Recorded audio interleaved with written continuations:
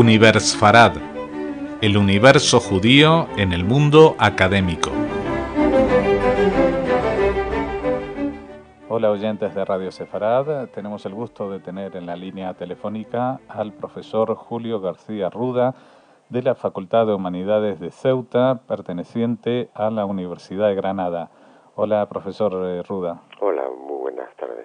Bueno, queríamos hablar con usted de música sefardí, pero vamos quizás a sorprender a algunos oyentes diciendo de que la música sefardí no solamente son estos cantos en judeo español, también existe un repertorio en otro idioma, ¿no? Sí. En particular nosotros, que la doctora Victoria Eli y yo, Julio García Ruda, hemos trabajado ya durante más de 7 años que llevamos trabajando en el mundo de la música sefardí. Nosotros hemos trabajado durante algunos años en Melilla, en la ciudad de Melilla, en la ciudad autónoma de Melilla, donde hay una gran comunidad judía, yo creo que hoy en día la más importante a nivel cultural de toda España, y presentamos en un congreso en Inglaterra, en Newcastle, hace apenas 3 años, un estudio sobre los cantos de bodas de la comunidad judía de Melilla.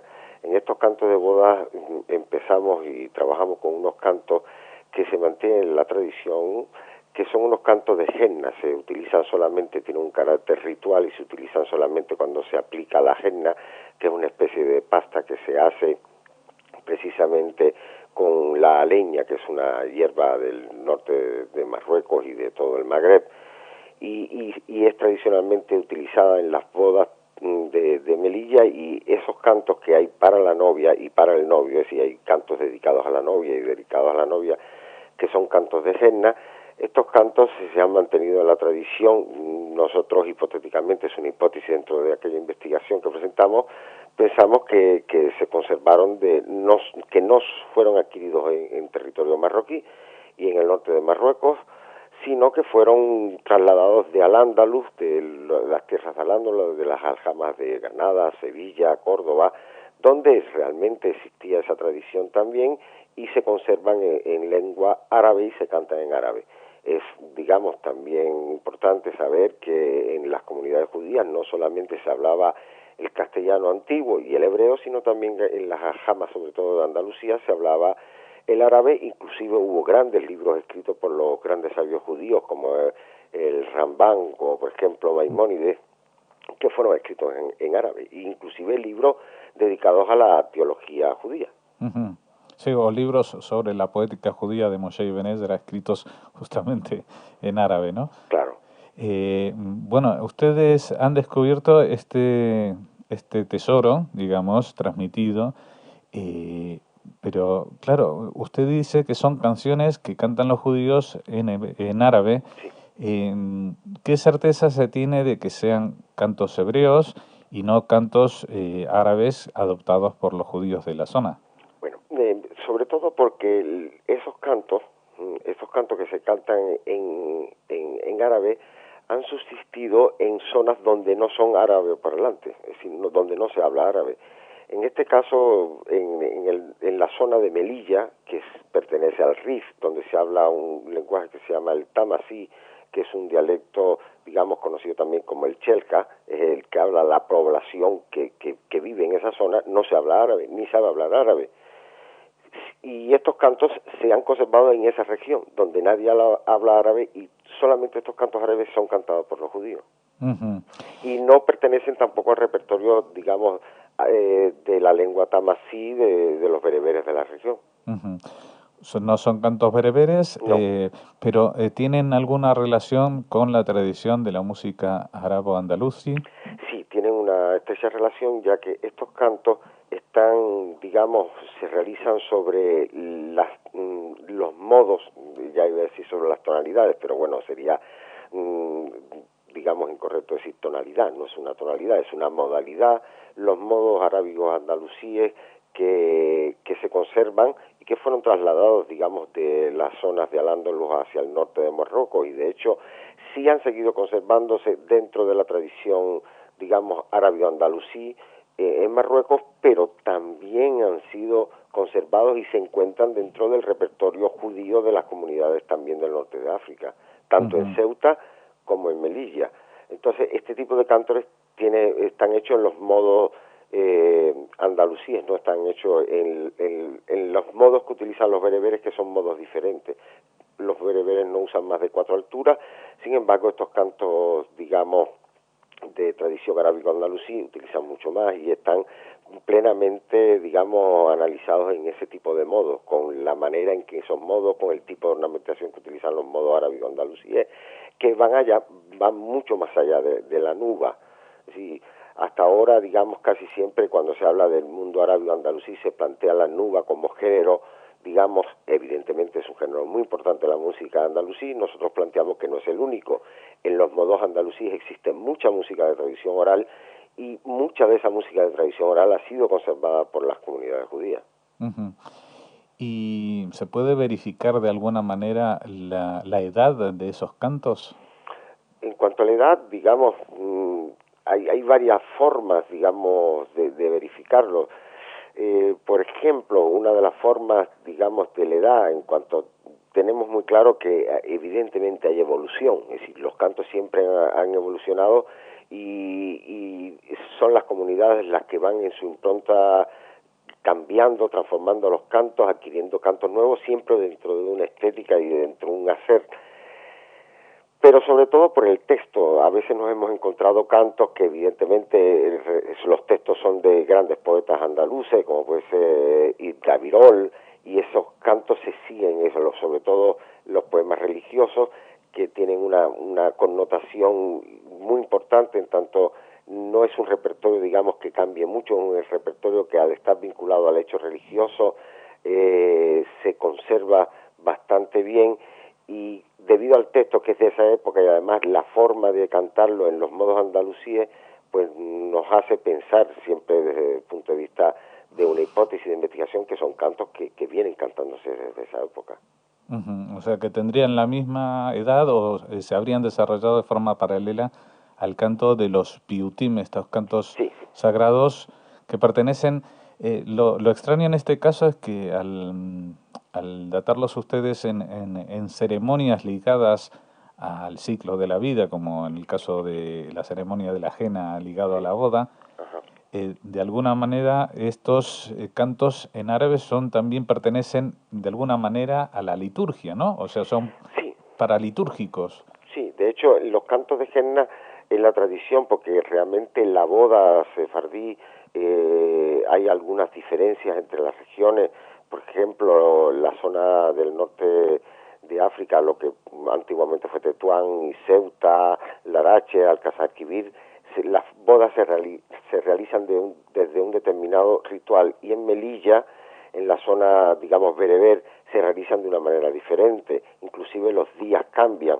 En uno de los lugares se realizan de miércoles a miércoles, otros de jueves a jueves, y algunos, digamos, hay, por ejemplo, la Henna no se realiza en la zona de Tánger, Tetuán, Larache, Alcázar Quibir y Ceuta.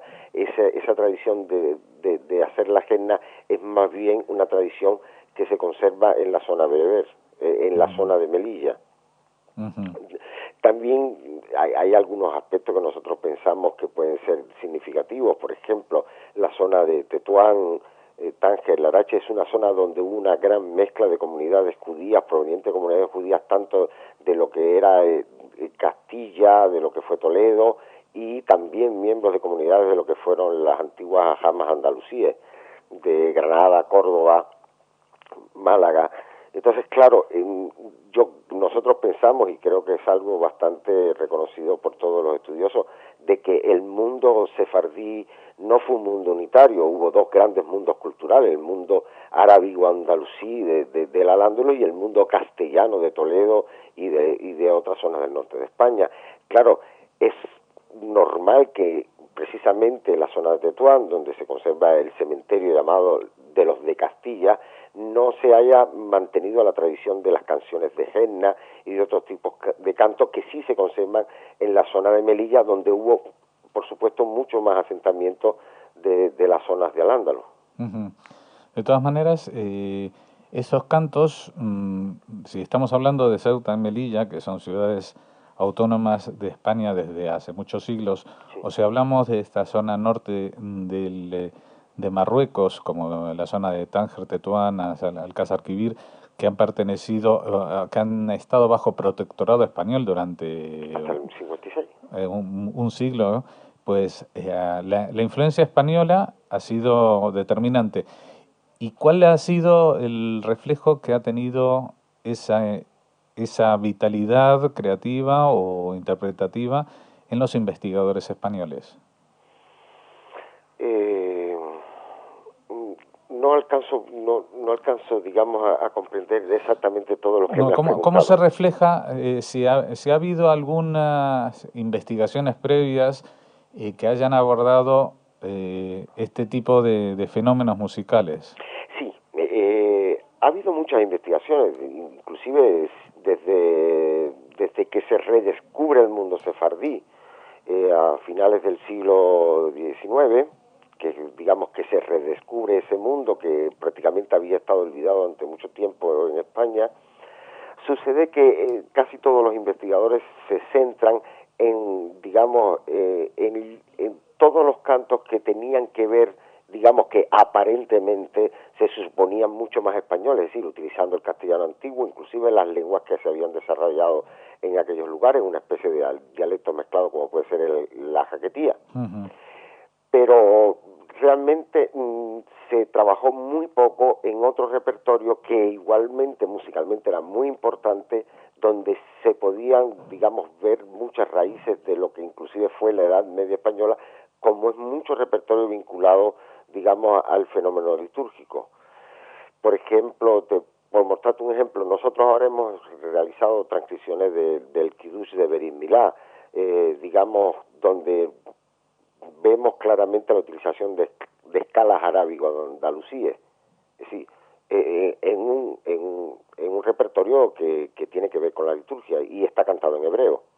Claro, Ujú. este tipo de repertorio no fue muy estudiado porque se planteaba como un repertorio un poco, digamos, extraño, es decir, no se le daba la connotación de español porque no se cantaba en lengua española, se cantaba en hebreo, Claro. pero evidentemente su organización musical es arábigo-andalusí. Ujú. Digamos que era tan español que era demasiado antiguo Sí, para los españoles que lo estaban analizando, ¿no? claro, no, y que no se analizó, por ejemplo, en el ámbito de los pillutín tampoco se analizaron muchos pillutines. También, evidentemente, hubo creación. Nosotros analizamos ahora en este trabajo un pillutín de Rabbi Hassin, que evidentemente fue un gran escritor, un gran poeta entre 1727 y 1792, digamos, natural de Mequinés, pero fue muy famoso en todos los territorios, y poemas de él, como el Erosh Mahalal Nibi, también está realizado, digamos, en la música y en el estilo arábigo-andalusí. Ujú. Que por eso digo que la creación no se paró, la creación siguió, pero se siguió, digamos, en unos parámetros que fueron muy interesantes del desarrollo de la música arábigo-andalusí. Ujú. Y ese repertorio realmente no ha sido muy analizado. ¿Y ustedes tienen constancia de la presencia de estos elementos también en comunidades judías un poco más alejadas de España, digamos, más allá del norte de Marruecos? ¿Hay concomitancias, por ejemplo, con otras comunidades pienso ahora en el norte del Magreb? Sí, y lo que pasa es que por razones, digamos, geográficas y de adaptación, el mundo sefardí, como se dividió después de la diáspora en dos grandes, digamos, en dos grandes zonas: la zona del Magreb, que es una zona bastante, digamos, extensa, y la zona de Turquía. Claro, en la zona de Turquía, de Grecia, ese repertorio fue adquiriendo otra connotación, y no tanto en el ámbito de la música árabe-andalusí como sí se realiza en el Magreb. Ujú. Yo creo que, digamos, es una pregunta que tampoco me había hecho, pero puede ser interesante pensar. Claro, es que en el mismo mundo que se había realizado en Al-Ándalus, donde había inclusive poetas árabes, poetas judíos, músicos árabes, músicos judíos, grandes músicos judíos que estuvieron en las cortes también, que se siguió porque ambas poblaciones seguían ese desarrollo musical. Sin embargo, un poco se tuerce o se trunca en comunidades que van hacia otras zonas geográficas donde se mantiene algunas partes del repertorio, pero no todas. Uh-huh. No, pero también estoy pensando, más que en el fondo del Mediterráneo, estaba pensando en otras zonas donde también se han desarrollado formas de la música andalusí, por ejemplo la garnatí o el maluf de Túnez. Sí. Entonces, si ese tipo de variantes de la música arábico-andalusí también se ha reflejado en las comunidades judías, o esos son estudios todavía que no se han hecho. Yo creo que sí, que se han reflejado. Lo que pasa es que la música andalusí, como todas las músicas al evolucionar, en Marruecos, en los territorios, digamos, del actual Marruecos, evoluciona de una manera, inclusive se llega a hablar de los modos arábicos andalusí de Marruecos y de otros modos arábicos andalusí que, por ejemplo, en Egipto, en la zona de Ujda, que es donde está la escuela Garnatí, donde se utilizan los modos arábicos andalusí, pero no son exactamente los mismos. No son iguales. No son iguales. De hecho, hay modos que son específicamente de la tradición de Marruecos. Sí, no, incluso el repertorio de las nubas varía en función varía mucho. De hecho, hay mucho repertorio de nuba, pero el que no está muy analizado es el repertorio, digamos, de tradición oral en la música arábigo-andalusí. Es decir, por ejemplo, hay formas de ornamentación